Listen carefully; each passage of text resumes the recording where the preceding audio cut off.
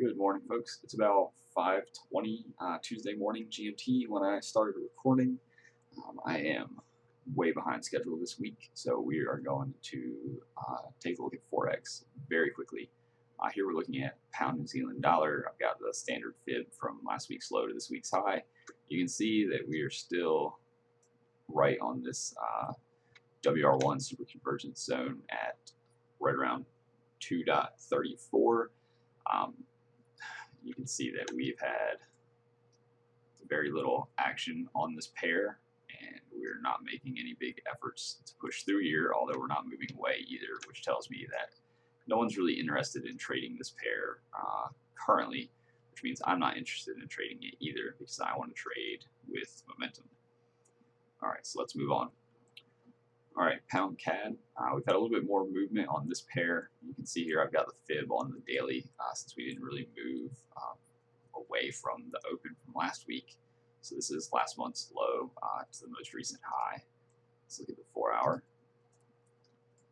You can see that we haven't moved too much, and we didn't get the pullback that I was looking for last week, although we were right at the beginning of this week pretty close to the 4 hour 55, and we moved away. Just advancing the high just a little bit, but you expect this is definitely going to be a pretty heavy resistance area. So of course we'll be looking for a pullback on this pair, potentially shallow trades from the 55, but of course the preferred area is going to be to come back to the 200, and definitely be looking at this point to get into some trades that have the potential to move a little bit more. So I'm not really interested in shallow pullbacks currently. All right, pound odd. This is the best looking one out of the crosses. I think we have pretty nice resistance area in here around 2.06 roughly. It's not the greatest area as far as well-established support and resistance, but we are going to get a nice convergence here with the 4 hour momentum master bands, the 4 hour 55 weekly pivot. We had previously a super convergence zone here, so we'll see if that pops back up as price moves into that area. If price does continue to pull back, and see if we can establish support in that area for a long. Pound versus the yen. So this one looks pretty nasty, but this is one of the pairs that I'm going to have on my radar for this week. If we take a look at the daily, I did fib. Let me move this so it's easier to see if I can get it. So that's the fib from the very beginning of June to the high from June. So if we take a look here, you can see that we gapped below the 78.6 fib, but we did not stay there. We came right back up, and you can see where this was support and resistance previously. We take a look, so we quickly close the gap this week, and of course this is right around 190. So definitely an area that I'm going to be looking for bounce off of again for long. Pound USD, this is another one that's fibbed from the daily, and it looks like we're not getting too much movement at the beginning of this week, but of course we have the double EMAs right here, and of course this is pretty close to a horizontal support and resistance area as well that's been established. So I'll look for momentum to pick up a little bit here on some of the news drivers this week, and look for a bounce off of this area.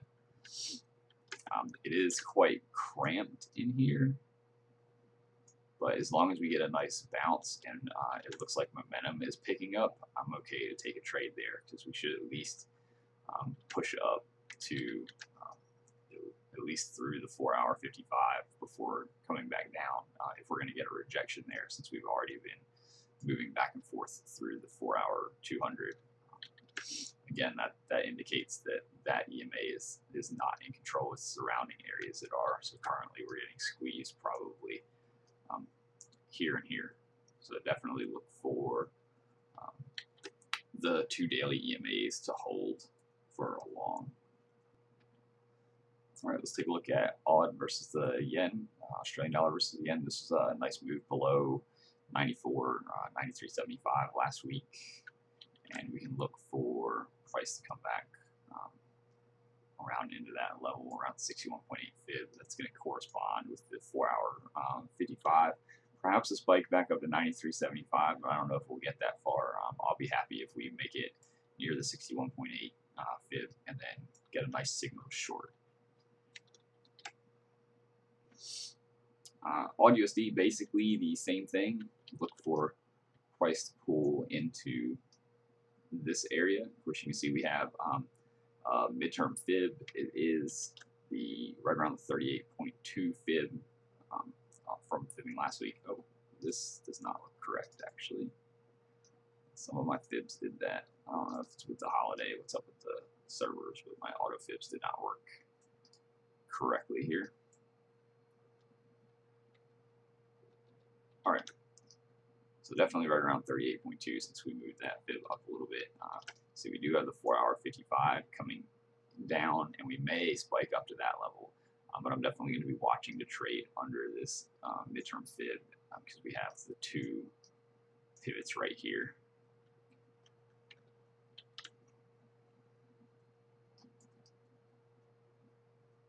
Also, again, looking for a pullback and then a short on this pair. The New Zealand dollar versus US dollar, we're still look like we're good for our continued down trek, although it's kind of slow and structured with little moves, basically forming support and resistance as we go, since at least as far as the data that I have goes, we're pretty much in uncharted territory here. So I will look for continued pullbacks to the 4-hour 55. And of course, if that does break, that's not going to take shorts off of the table for me because we could get some nice pops potentially like we have here, depending on what kind of news reactions we have. And as long as the Dynafibs hold, I'll be looking to short. As you can see that on occasion that has happened quite nicely, and it's done it. It's done it more than that when it has broken through the 4-hour 55. It's generally come back down the other side within the last couple sessions. Of course, that will end at some point, but until it does, we can continue to trade it short. All right, USD CAD, we broke 125, and that is pretty much where I'm going to look for a pullback to. It's going to be just a little bit, 22 pips below WS1, and we have the 4-hour 55 right in there. It's getting pretty close to our 50% fib. I'll be looking for support to form in that area if we do get a pullback, and look for long. US yen, we're going to take a look at the daily chart from here. Even though we have red on our 4-hour indicators, we're not far off from the 4-hour 200 here. And I haven't pulled up the 34 to look at the cross and see how close that is. But you see we only closed 10 pips lower, open to open last week, and we're still green there. And if we fib the most recent move on the daily, which gives us a pretty good indicator of what's happening, you can see that we've tried to push through here below the 50% a couple times. We gapped below it, but quickly moved back up. And the area that I'm really interested in is this 120.85, basically right here.